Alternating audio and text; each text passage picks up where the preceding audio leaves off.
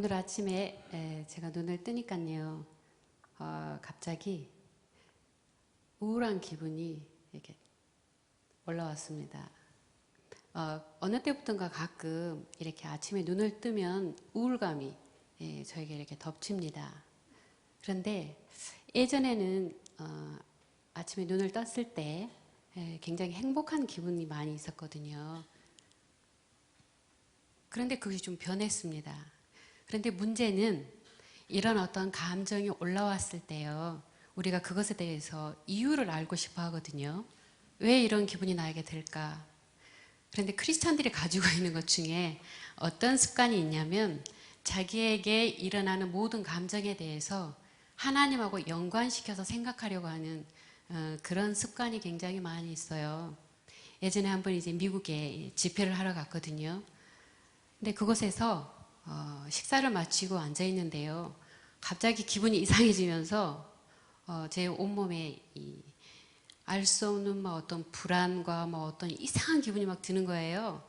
그래서 그때 제가 옆에 있는 목사님에게, 아니 우리가 이곳에 와가지고 치유사역을 하려고 하니까 영적인 공격을 받는 거 아닐까요? 이렇게 제가 여쭸더니 목사님께서 저를 보시면서 그것이 아니고 당신 몸이 너무 체력이 저하된 것 같다, 이렇게 말씀을 하시더라고요. 어쨌든 나중에 전체적으로 그 상태를 종합해 본 결과 제 몸에 극도의 그 체력이 좀 다운이 되는 상태가 있었고요. 그러면서 왜 내 체력이 이렇게 저하가 됐을까, 제 생활 습관을 돌아보게 되었습니다. 그래서 제 습관을 한번 돌아보니까요, 정말 그야말로 대단했습니다. 그러니까 어떤 좋은 그 건강 습관이 있다기보다는 음식도 대충 먹죠. 물도 잘 안 먹죠. 운동도 잘 안 하죠. 맨날 컴퓨터 앞에 앉아가지고 복잡한 생각만 하고 있죠. 이러다 보니까 제 몸이 말하자면 이제는 더 이상 못 견디겠다, 우리도 자유를 다워 하면서 몸이 반란을 일으킨 것 같았습니다. 그래서 오늘 아침 같은 경우 일어나자마자 이런 어떤 우울감이 덮칠 때, 이제는 주님 저를 사랑하시지 않는 거예요? 이제는 저를 조금 마음에 들어하시지 않는 거예요? 제가 무슨 잘못한 것이 있나요? 이런 쓸데없는 생각을 하지 않고 어떻게 할까요? 즉시 일어나가지고 몸을 좀 움직이고 따뜻한 물을 한 잔 먹으면 다시 기분이 바뀌어집니다. 그런데 우리가 TV를 보면은요, 아침에 이렇게 잠을 잘 자고 일어나면 너무 몸이 개운하다, 좋다, 이렇게 기분 좋은 이 모습이 나오지만은요, 사실 현실은 좀 그렇지 않습니다. 왜냐하면 나이가 들어갈수록 그 밤 동안에 계속해서 같은 자세를 취하고 잠을 자기 때문에 새벽에 일어났을 때 혈류 장애가 좀 일어날 수 있거든요. 그렇기 때문에 우울한 환자들은 이 새벽에 더 많은 우울감을 느낍니다. 그래서 우리가 이 생각에 대한, 그러니까 어떤 감정이나 어떤 사건에 대해서 내가 바른 해석을 내리지 않으면, 엉뚱한 해석을 하면은요, 점점 더 우리의 사고나 우리의 감정이 더 부정적으로 확산이 되어 갑니다. 그런데 크리스찬들이 가지고 있는 이제 그 좀 잘못된 생각의 습관이 하나 있거든요. 마치 이것은 어떤 것이냐면, 하나님이란 분 앞에서 나는 열심히 기도를 했는데 이 하나님이 아니라 마치 벽 앞에서 우리가 말을 했다고 해보세요. 아무도 없는 빈 공간에서 나 혼자 계속해서 무언가를 내가 중얼중얼거리고 그렇게 났을 때 우리 기분에 어떤 변화가 별로 없겠죠. 기뻐지거나 그러지 않겠죠. 그런 것처럼 내가 하나님에게 기도를 했음에도 불구하고 내 마음속에 어떤 감정의 변화가 일어나지 않는 것에 대해서 우리 왜 그럴까라고 이유를 알고 싶어 하는데, 그 왜 그럴까 하는 그 해석 가운데서 우리가 만들어낸 대부분의 잘못된 해석 한 가지가, 하나님이 내게 관심이 없고 하나님은 지금 나 혼자 말하게 놔두고 저기 멀리 계셨고 내 기도를 듣지 않으셨기 때문에 내가 기도할 때 내 감정의 느낌이 안 왔던 것이야. 이렇게 우리가 잘못된 해석을 내리고 있다는 것입니다. 이게 왜 잘못된 해석일까요? 잘못된 해석은 결과를 보고 알 수가 있거든요. 우리가 어떤 음식을 먹었을 때 그 음식이 내게 좋은 음식인지 아니면 이 음식에 독이 들어갔는지는요, 먹어가지고 내 몸속에 들어간 다음에 그것이 나타내는 결과를 보고 알 수 있잖아요. 그래서 그런 것처럼 이 생각이라는 것도 내가 이 해석을 바로 하고 있는지 아니면 잘못된 해석을 하고 있는지는 그 해석의 결과를 보고 알 수 있는데요. 지금 이 생각의 타입을 보면은 마지막에 항상 어디로 돌아가게 되냐면 하나님은 나에게 관심이 없어 라고 하는 그 결론에 우리가 도달하게 됩니다. 이런 생각을 가지고 있을 때 내 마음 안에서 기도하는 시간이 깊어지기가 쉽지 않고요. 하나님하고 더 친해지기가 쉽지 않겠죠. 다른 사람에게는 그렇게 좋게 해주시고 축복을 주시는 하나님이시지만은 내게는 별로 눈길을 주시지 않고 내게는 특별한 관심을 보이지 않은 하나님이라면 우리 마음이 오히려 더 큰 상처를 입을지도 모르겠어요. 근데 이렇게 우리는 자기가 내리는 해석이 지금 이 사람이 이런 생각의 길도 자기 마음대로 그 해석을 하고 있는 것인데 문제는 자기가 내리고 있는 해석이 틀렸다라고는 한 번도 생각을 못 해본다는 것이죠. 내 느낌이 맞다고 생각하고 내 판단이 맞다고 생각하고 내 해석이 맞다라고 생각하는데 아주 큰 문제의 그 씨앗이 있는 것 같습니다. 예를 하나 들어볼까요? 이런 일들은 너무나 우리 안에서 우리가 잘못된 해석을 내리는 것은요, 우리 생활 속에 너무나 비일비재합니다. 자, 만일 이제 엊그제 주일이었어요. 박 집사님께서 아침에 일찍 교회에 가가지고 충만하게 목사님 메시지를 듣고 은혜를 많이 받으셨어요. 찬양도 하고 오후 찬양 예배까지 다 드리고 기쁜 마음으로, 뿌듯한 마음으로 집에 가려고 주차장에 내려왔어요. 그런데 주차장 마당에 어떤 장로님께서 탁 지나가시는데 아주 짧은 순간인데 자기를 보시는데 어떻게 좋은 눈빛이 아니고 약간 불쾌한 얼굴로 자기를 탁 보시더니 휙 지나가시다 이 말이에요. 아주 짧은 순간이지만 이 박 집사님 마음속에 뭐가 확 바뀌었어요. 좋지 않은 감정이 확 생겼습니다. 사실 이 좋지 않은 감정이 생긴 것 이전에 어떤 것이 있냐면 우리는 감정이라는 것은요, 생각의 결과이거든요. 해석의 결과예요.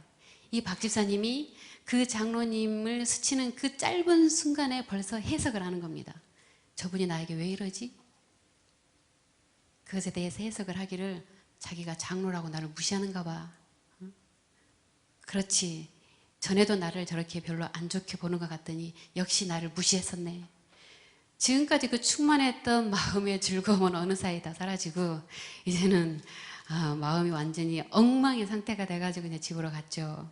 집에 가가지고 저녁을 준비하고 청소를 하고 뭐 이렇게 하는데도 머릿속에 온통 예수님 생각일까요? 사실은 마지막에 만났던 주차장에서 그 장로님 생각을 하면서 지가 왜 나를 무시하는 거야? 장로라고 다야? 이렇게 막 속으로 생각을 하면서 설거지를 할 줄 모르죠. 네. 그런데 정말 그 장로님은 그 박 집사님을 무시해서 그렇게 인사도 안 하고 불쾌한 얼굴을 하고 휙 지나가셨을까요? 어쩌면 현실은 전혀 다를 수도 있다는 것이죠. 하필이면 그때 장로님께서는 배탈이 나가셔가지고 화장실이 급해가지고 누구를 알아볼 사이도 없이 막 화장실로 뛰어가고 있었기 때문에 그곳에 계신 어떤 여자분이 박 집사님이신지 이 집사님인지 자기 부인인지 남자인지 여자인지도 모를 수도 있다는 것입니다. 하지만 이런 실제적인 사실과는 아무 상관없이 문제는 그것을 내가 어떻게 해석하는지에 따라서 그것은 내 안에 엄청난 스트레스 반응을 만들어낸다는 것입니다. 요즘에는 이 성인병이라는 말을 쓰지 않고 생활습관병이라는 말을 쓰잖아요. 그래서 암 아니면 당뇨병, 심장질환 이런 것들이 나이가 들어가지고 당연히 발생하는 것인 줄 알았는데 미국에서 그 연구를 해본 결과 그것은 아니고 그 사람이 가지고 있는 생활 습관에 의해서 이 모든 질병이 만들어진다는 것을 밝혀냈기 때문에 생활습관병이라고 이름을 붙였습니다. 여기에서 식습관만 질병을 일으키는 것이 아니고요. 생활 질환을 일으키는 것이 아니고 이 질병을 일으키는 첫 번째 원인을 요즘은 스트레스로 말을 하고 있습니다. 이 스트레스라는 것은요, 어떤 사건들이 스트레스 사건이다 이렇게 말을 할 수는 없어요. 왜냐하면 똑같은 사건이라 할지라도 그것을 내가 어떻게 해석하는지에 따라서 스트레스가 될 수 있고요, 스트레스가 되지 않을 수도 있는 것이거든요. 아까 교회 마당에서 그 박 집사님이 그 장로님을 만나가지고 만들어낸 그 순간에 이 박 집사님 내면 안에는 이 혈액순환 장애가 생겼을 겁니다. 갑자기 피교 활동이 원활하지 못하고 그 안에 우리가 화가 확 나면은요, 혈액이 끈끈해진다고 하거든요. 혈전이 생기기 쉽다는 것이죠. 그래서 사실은 아무것도 아닌 것인데 박 집사님이 해석을 잘못함에 따라서 이 스트레스 반응을 몸 안에 일으켰잖아요. 그렇기 때문에 우리 안에서 이 잘못된 해석을 내리게 하는 그 이유가 무엇일까?